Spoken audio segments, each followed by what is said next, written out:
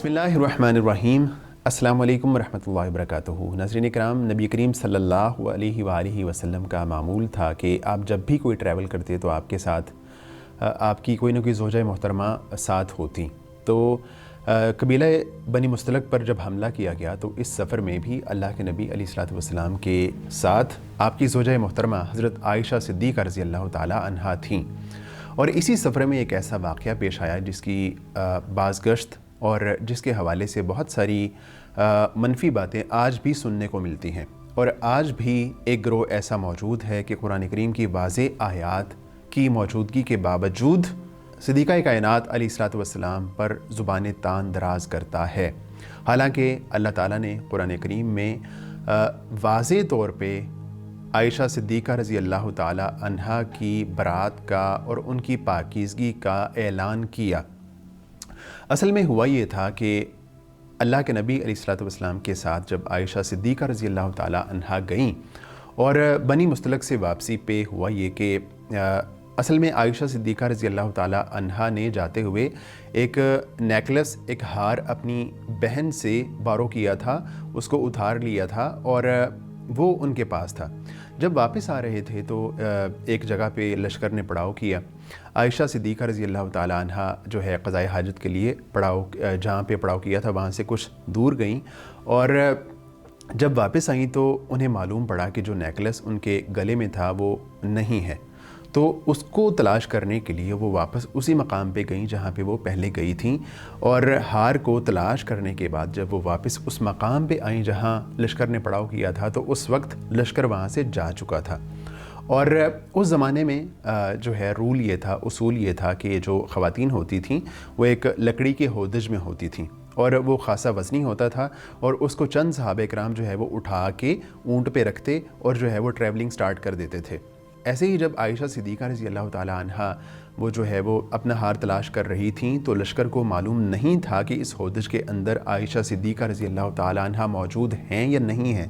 اور اس زمانے میں عائشہ صدیقہ رضی اللہ تعالی عنہا خاصی ینگ تھیں اور ان کا ویٹ کوئی زیادہ نہیں تھا، اور اسی وجہ سے چند صحابہ کرام نے جب ہودج کو اٹھایا تو ان کو معلوم نہیں پڑا کہ اس کے اندر عائشہ صدیقہ رضی اللہ تعالی عنہا تو موجود نہیں ہے۔ انہوں نے اونٹ پہ رکھا اور جو ہے وہ اپنا سفر جو ہے وہ اسی طرح جاری و ساری رکھا۔ تو عائشہ صدیقہ جب واپس اس مقام پہ آئیں تو وہیں بیٹھ گئیں کہ جب لشکر کو معلوم پڑے گا کہ عائشہ صدیقہ موجود نہیں ہیں تو واپس اسی مقام پہ آئیں گے۔ وہاں بیٹھیں اور بیٹھنے کے بعد جو ہے ان کی آنکھ لگی اور سو گئیں۔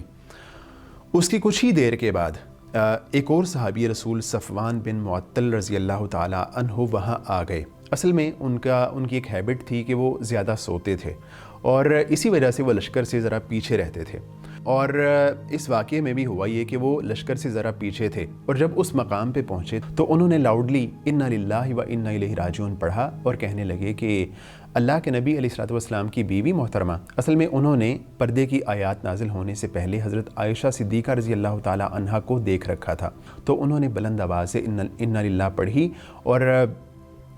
حضرت عائشہ صدیقہ رضی اللہ تعالی عنہا جاگ گئیں اور انہوں نے اپنا اونٹ عائشہ صدیقہ رضی اللہ تعالی عنہا کے قریب کیا اور وہ اس پہ سوار ہوئیں، اور صفوان بن معطل نے اپنا جو ہے وہ اونٹ کی نکیل تھامی اور اونٹ کی نکیل تھام کے جو ہے وہ لشکر کی طرف روانہ ہو گئے، اور انہوں نے اور عائشہ صدیقہ رضی اللہ تعالی عنہا کے درمیان جو گفتگو ہوئی وہ صرف وہی تھی جو انہوں نے انا للہ پڑھا۔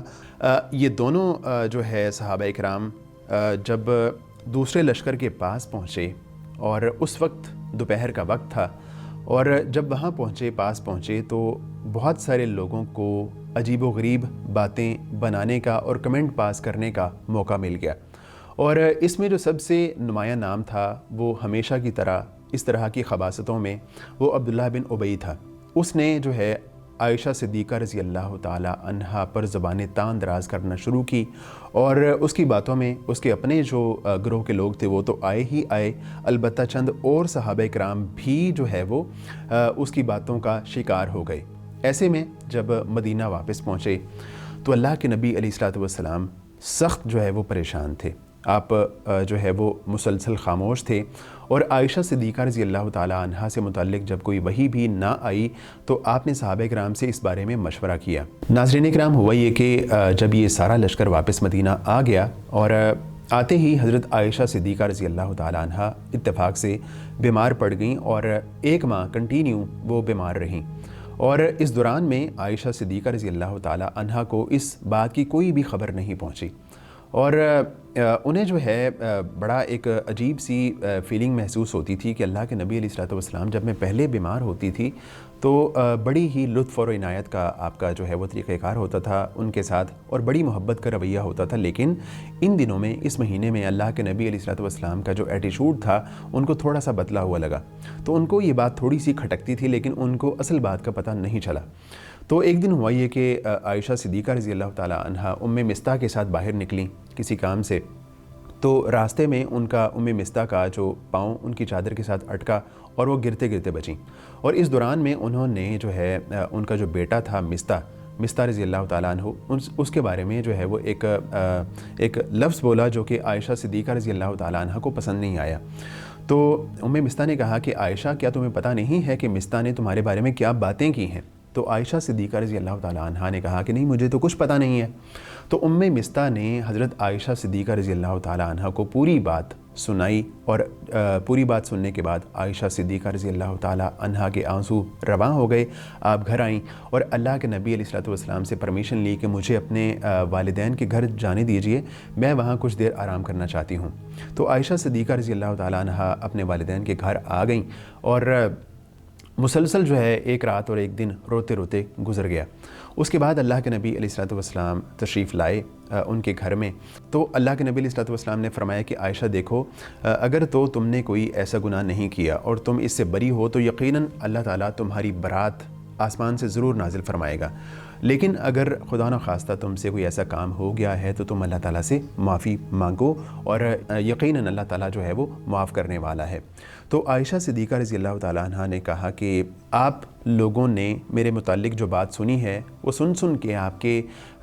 دماغ میں اس طرح پختہ ہو چکی ہے کہ اگر میں کہوں، اگر میں اس بات کو مان لوں جس سے میں بری ہوں تو آپ اس کو سچ مان لیں گے، اور اگر میں کہوں کہ میں نے ایسا کام نہیں کیا اور اللہ جانتا ہے کہ میں نے ایسا کام نہیں کیا، میں اس سے بری ہوں، تو آپ اس کو جھوٹ سمجھیں گے۔ میں تو وہی بات کہوں گی جو حضرت یعقوب علیہ الصلوۃ والسلام نے کہی تھی کہ فصبر جمیل واللہ المستعان علی ما تصفون۔ تو اس کے بعد عائشہ صدیقہ رضی اللہ تعالیٰ عنہا دوسری طرف منہ کر کے لیٹ گئیں، اور اسی دوران میں اللہ تعالیٰ کی طرف سے وحی کا نزول شروع ہو گیا۔ اللہ کے نبی علیہ الصلوۃ والسلام پر وحی اترنا شروع ہو گئی، اور آپ پر وحی کی کیفیت طاری ہو گئی۔ کچھ ہی دیر کے بعد جب وحی کا نزول ختم ہوا تو اللہ کے نبی علیہ الصلوۃ والسلام کے چہرہ مبارک پہ تبسم تھا، اور آپ علیہ الصلوۃ والسلام نے بڑی خوشی سے عائشہ صدیقہ رضی اللہ تعالیٰ عنہا سے کہا کہ اے عائشہ، اللہ تعالیٰ نے آسمان سے تمہارے بارے میں اعلان برات نازل فرما دیا ہے۔ تو اس کے بعد عائشہ صدیقہ رضی اللہ تعالیٰ عنہا کو ان کی والدہ نے کہا کہ عائشہ، اب اٹھو اللہ کے نبی علیہ الصلوۃ والسلام کی طرف اور ان کا شکریہ ادا کرو۔ تو عائشہ صدیقہ رضی اللہ تعالیٰ عنہا نے بڑے ہی